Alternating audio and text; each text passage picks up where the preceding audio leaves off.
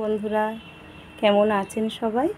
মণ্ডল cooking হাউসের পক্ষ থেকে সবাইয়ের শুভ কামনা জানিয়ে আজকে আমি এক নতুন রেসিপি নিয়ে এসেছি।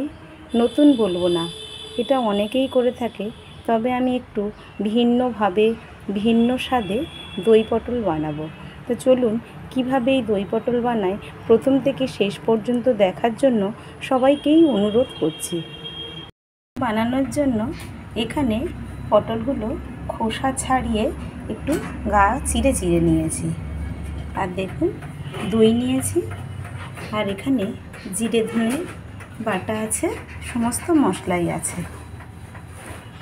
কড়াটা বসিয়ে দিয়েছি, কড়াটা গরম হয়ে গেছে। এবার কড়ার মধ্যে পরিমাণ মতন তেল দিয়ে দিলাম। এদিকে পটলগুলো লবণ আর হলুদ একটু মাখিয়ে নিয়ে ভেজে নেব। লবণ আর হলুদ ভালো করে মাখানো হয়ে গেছে, আর তেলটাও গরম হয়ে গেছে। এবার পটলগুলো গোটা গোটা ভেজে নিতে হবে। পটলগুলো খুব ভালো করে ভেজে নিতে হবে।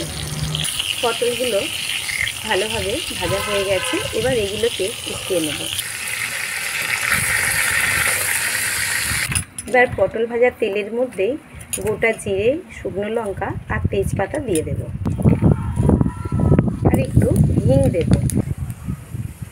হিং দিলাম ফোড়ন হিসাবে, আর টেস্টটা এটাই ডিফারেন্স হবে অন্য তরকারি থেকে।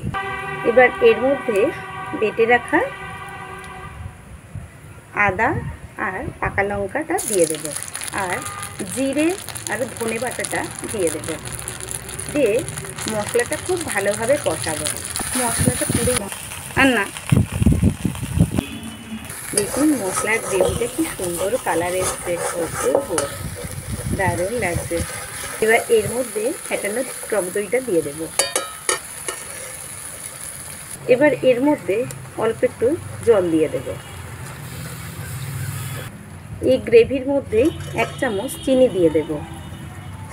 এবার ভেজে রাখা পটলগুলো একে একে দিয়ে দেব। হাফ বাটি জল দিয়ে দেবো এর মধ্যে।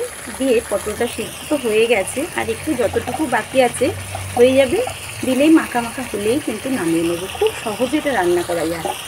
টেস্ট করে দেখলাম একটু লবণটা কম আছে, তাই একটু লবণ দিয়ে মাখা মাখা হয়ে এসেছে। এবার এটাকে উঠিয়ে নেব। তবে পটলটা সিদ্ধ হয়েছে কি না একবার একটু দেখে নেব। পটলটা দেখুন খুব ভালোভাবে সিদ্ধ হয়ে গেছে। এবার এটাকে উঠিয়ে নেব। দেখতে অপূর্ব লাগবে। দেখলেন কত সহজে দই পটলটা বানালাম। আর ওই যে হিংটা দিয়েছে, এই হিংটার জন্যই কিন্তু টেস্টটার ডিফারেন্স লাগবে অন্য দই পটলের থেকে। আর গ্রেভিটা দেখেছেন কত সুন্দর মাখা মাখা হয়েছে। তাহলে বন্ধুরা, যদি আমার এই রেসিপিটি ভালো লেগে থাকে তাহলে অবশ্যই আমাকে লাইক কমেন্ট শেয়ার করে আমার সাথে থাকবেন। আর চ্যানেলটি নতুন কেউ দেখে থাকলে সাবস্ক্রাইব করে আমার সাথে থাকবেন। সবাই ভালো থাকবেন, সুস্থ থাকবেন, সাবধানে থাকবেন। পরের দিন নতুন কোনো রেসিপি নিয়ে চলে আসবো। টাটা।